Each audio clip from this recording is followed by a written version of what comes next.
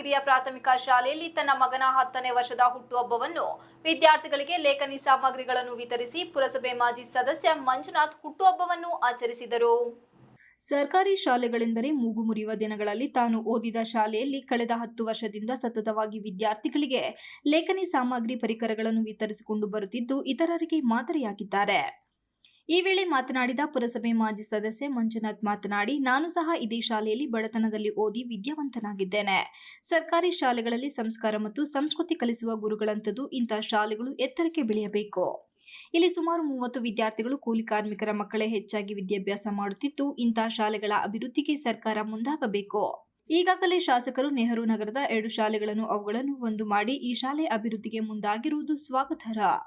ಸರ್ಕಾರಿ ಶಾಲೆಗಳಲ್ಲಿ ಓದಿದ ವಿದ್ಯಾರ್ಥಿಗಳು ಉನ್ನತ ಸ್ಥಾನದಲ್ಲಿದ್ದಾರೆ. ಆದರೆ ನಮ್ಮ ತೋರ್ಪಡಿಕೆಗೆ ಜೀವನದಲ್ಲಿ ತಮ್ಮ ಮಕ್ಕಳನ್ನು ಖಾಸಗಿ ಶಾಲೆಗೆ ಸೇರಿಸುವ ಮೂಲಕ ಸರ್ಕಾರಿ ಶಾಲೆಗಳ ಬಗ್ಗೆ ಅಸಡ್ಡೆ ತೋರುತ್ತಿರುವುದು ವಿಪರ್ಯಾಸ ಎಂದರು.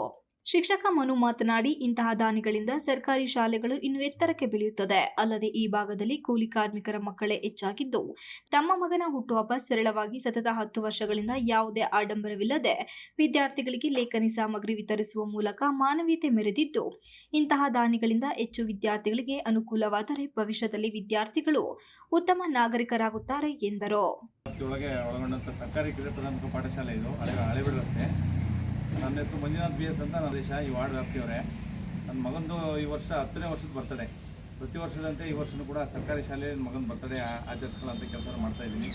ಅದ್ರ ಜೊತೆಗೆ ನಮ್ಮ ಕೆಲವು ಒಂದು ಸಣ್ಣ ನೋಟ್ಬುಕ್ಕು ಮಕ್ಕಳಿಗೆ ಕೂಡ ಅಂತ ಈ ಸಂದರ್ಭದಲ್ಲಿ ಮಾಡ್ತಾಯಿದ್ದೀನಿ. ನಮಸ್ತೆ. ಲೋಕಲ್ಲು ಮತ್ತು ಇದೇ ಶಾಲೆಯಲ್ಲಿ ಓದಿರೋದು ನಮ್ಮದು ಇದೇ ವ್ಯಾಪ್ತಿ. ಹಂಗಾಗಿ ನಮಗೆ ಈ ಶಾಲೆ ಬಗ್ಗೆ ಒಂದು ಅಪಾರವಾದ ಗೌರವ ಇದೆ, ಒಂದು ಪ್ರೀತಿ ವಿಶ್ವಾಸ ಇದೆ. ಹಂಗಾಗಿ ಮಾಡ್ತಾರೆ ಅಂತ ಅವ್ರ ಸಹಕಾರದ ಮೇರೆಗೆ ಬಂದಿಲ್ಲ, ಅವರೇ ಮಾಡ್ಬೇಕಂತ ಹೇಳಿದ್ದು ಅವರೇನೆ. ಹಂಗಾಗಿ ಏನಲ್ಲ, ನಮಗೆ ಒಂದು ನಮ್ಮ ಮನಸ್ಸಿಗೆ ಈ ಥರ ಮಾಡಬೇಕು ಅನ್ನೋದು ಮೊದಲಿನಲ್ಲಿ ಬಂದಿದೆ, ಮಾಡ್ತಾಯಿದ್ವಿ.